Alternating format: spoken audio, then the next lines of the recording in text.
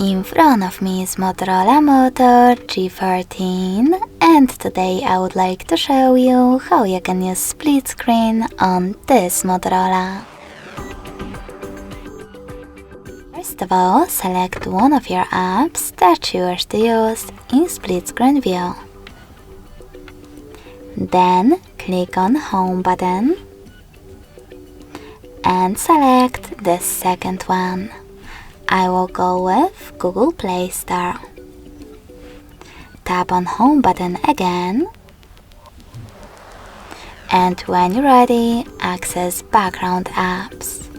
If you are using tricky navigation, you can do that by tapping on this square button. Now click on the icon of your app that you wish to use on the top half of your screen. Select Split Top from the list and tap on the other app. As you can see now, I can use both at the same time.